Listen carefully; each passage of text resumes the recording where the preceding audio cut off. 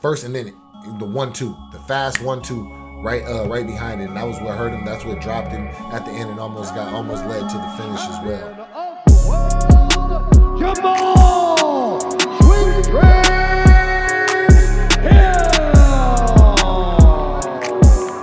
What's going on, Sweet Dreams Nation? We back again. UFC fight night. You know, I rented out the house, Sweet Dreams Stadium. I had to rent it out so they can go ahead and throw the fight night in there. Caio Borralho versus Gerald Cannonier just wrapped up. I did a breakdown for it, so I figured it was only right that I do a reaction, give my thoughts on the whole card and whatnot. And here we go.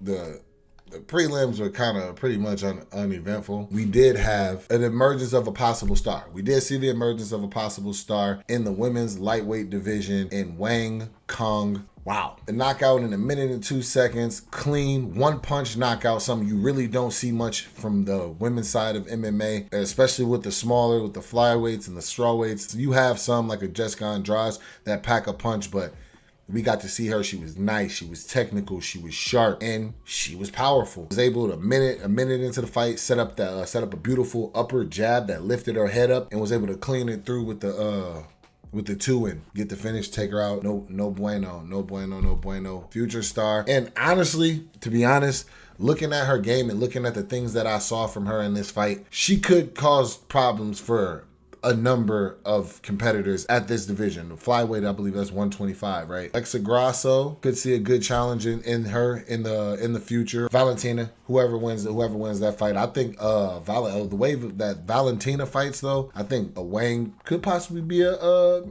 she fits well in this division. I'm not gonna get into a whole breakdowns of what, but just she plugs well into this division. I like the things that I saw from her. We still need to see more things from her, but yeah, they definitely got a potential star on their hands. We get off into the main card. Edmen Shahbayzan versus Gerald Meerschaert. This fight was a good fight. Edmen came out and controlled the fight for the most part, right? He won the good majority of this fight. I'd say he won this fight until he didn't. He was able to hurt Gerald. He was able to drop Gerald. Good body shots. For a moment in the first round, he looked for the finish. He hopped on him early, was able to start, whenever he got him down, started going for the finish. He unloaded maybe, I'd say, about 50 punches or so, looking for the finish. The problem was a lot of those shots were on Gerald's arm, and good on Gerald by getting down, getting his arms up and covering up. But Edmen has to pick his shots better, right? Whenever he was on top of him, it was a lot of those shots were hitting the arms, and sometimes that will get you the finish.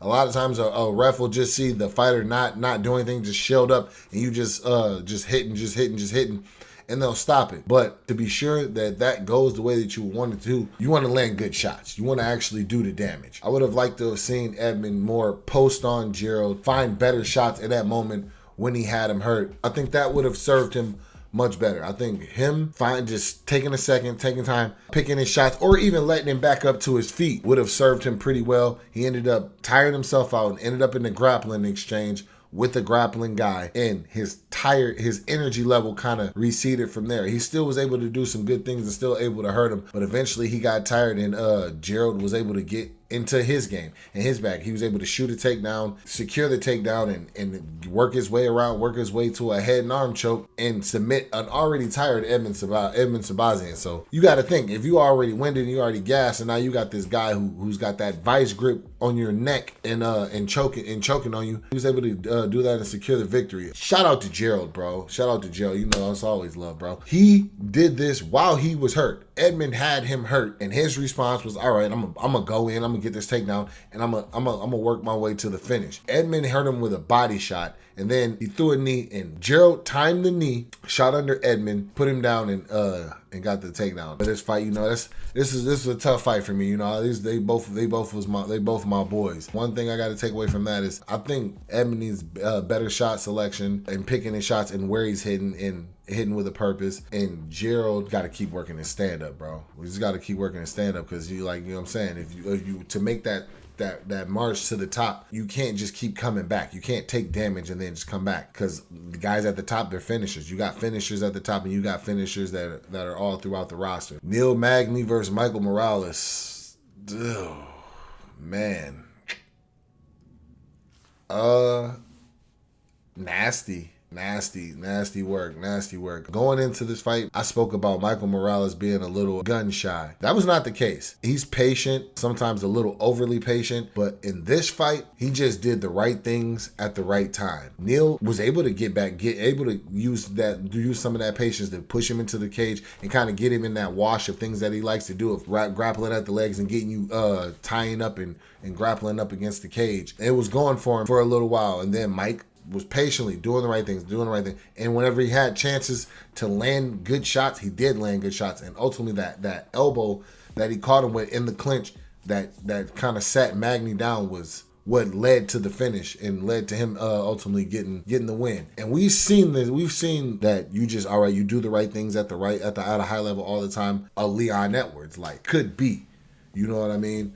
So shout out to Michael Morales. Neil Magny, he's still a vet, you know what I mean? Scrappy, older guy, kind of falling back more into a little bit more of a gatekeeper role, just to kind of test the mettle of these young guys. You know, as you've seen, he just took an O from a very talented, highly talented prospect. Last fight before, I'd like to see evolutions in his game, work a little bit more onto where his footwork in his striking kind of blend together a little bit more as one. I think that would be something that would benefit Neil a little bit more. But Michael Morales, bro, excited to see more from him. I think he's a dangerous dude, and we're definitely going to see in this fight. So I don't know how I missed this fight in the breakdown, but I don't even know how to say this dude. Kaan Falai versus Mairon Santos. Mairon Santos is legit, man. Could be another coming out party for another potential star. Like, this dude's patience,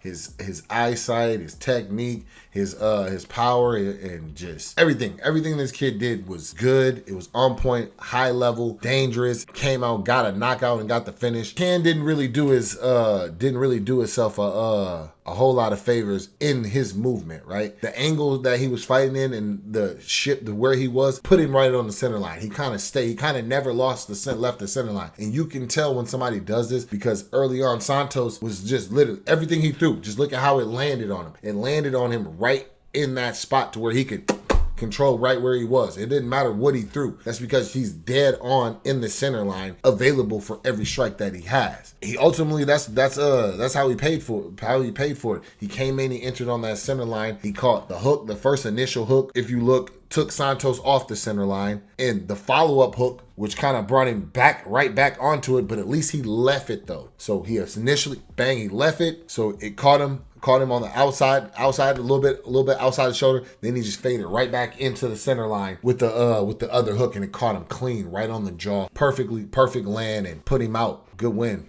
solid win. Can't wait to see what this a win. That was an Ultimate Fighter winner, and can't wait to see what he does, bro. Can't wait to see what he does in the league. I think we got some big things ahead for this guy. Robert Valentin versus Ryan Loder. It was a fairly decent fight. Robert was actually able to get off and control some of the grappling in this, but I think he spent too much time in that. Whenever I watched these guys before, Loder was obviously a wrestler. His thing was to push him up against the cage, get him down, get him into some wrestling, land shots on him, kind of search for the finish. He does, from what I've seen. I didn't watch the Ultimate Fighter this season, just so y'all know. So this is my first time really seeing either one of them or the guys before them. So I didn't watch it. What I did see, yeah, he's a wrestler. He likes to pressure, like to get you back, but he also packs a punch. Robert engaged in the grappling far too much with this guy. Too much grappling with this guy, and then it ultimately ended up costing him. He ended up in a crucifix in a bad position, and he was able to land shots until they stopped the fight. I think I would have more so liked to see Robert pick with the jab, find longer shots, and keep him at the end of his punches, and keep him at the end of his powerful strikes. I think the failure to do that was what ultimately cost him in this fight. Going to the co-main event, Tabatha Ricci versus Jamahal Hill. This was a good fight. This was actually a really, really good fight. Only thing I could just think was my breakdown in this fight. I said that Angie needed to come forward. She needed to stay, get in Tabatha's face and make her fight inside the pocket. In fights previously, we've kind of seen Tabatha play the outside and kind of just use her explosiveness to get in, land strikes, and kind of get out. She did not do that this fight. She instead took what the game plan that I thought that Angie did and did it to Angie. So she pushed the pace, got right up in Angie's face early on, used that explosiveness to create exhausting exchanges. And they wore Angela out. I noticed Angie looked tired in the first round, after the first round. A couple big heavy breaths. She started going through emotions to like kind of amp herself up, and then to try to get her shots off. She wasn't really flowing into the combos like she was in the last fight. Tabatha early on, that grabbing her, pushing her up in the cage, forcing her to grapple, and then also forcing her to throw in tight and keep throwing and fight at her pace. She set a very, very high pace early on in this fight, and I think that paid dividends for her. Tabatha is the younger fighter. She's like early 20s or something, like mid 20s. Angela is a little bit older of a fighter. So I believe that youth kind of played into her favor from being able to just get going and being able to keep her breath throughout those exchanges and for the type of exchanges that they were doing. More she explores and if she can evolve in this way of fighting, speaking of Tabatha, she can be dangerous like that, dog. I haven't seen anybody that has in this weight class that's really been just like the physicality, right? She's the strength and explosiveness that she has and that she fights with is different, bro. It's different. If she's able to hone that and use that to tire girls out as well as make them fight and at her pace, that's scary, bro. The main event of the evening. Good fight, man. It was a good fight. It went all 5 rounds. Back and forth action. A lot of strikes thrown. A lot of strikes landed. For the most part, it kind of went how I said. Borralho was going to be faster. That initial fast movement and that initial fast strike from Borralho it's fast. In the game of be first against a lot of guys, he's going to be first. He does have that speed. He has good movement. He has good footwork. He has good athleticism. He did take some damage, but if you look at when those moments were, bro, just like if the story of this fight was truly in my breakdown of this fight, Gerald landed the most big whenever he dealt with the initial bang, that initial burst, and Kyle hit him, and he just got hit and just fired back. Whenever he just said fuck it and just fired back, that was whenever he was able to land. The thing about that is Kyle actually also hits hard, and a couple of times you saw Gerald get hurt in this fight. I think now with some of the fights that Gerald has been in and some of the damage throughout a long career, he has moments where certain shots he just can't take them. You know what I mean? And they just kind of goes and his body kind of wants to shut up. He's in phenomenal shape. So I believe that's what keeps him awake and not just going out cold from some of these shots. But they still have that effect where they knock off the equilibrium and wobble him a little bit. And Borralho was eventually able to find those shots, those be first shots. And it usually happened whenever he was first. Gerald didn't really answer after that, and he was just first, and then the 1-2, the fast 1-2. Right behind it, and that was what hurt him. That's what dropped him at the end and almost led to the finish as well. It was a great performance from Borralho. He's now going to be up amongst the elite of the welterweight division. I don't know exactly what the top of that division looks like. I mean, I actually want to take a look at that real quick and see what the top of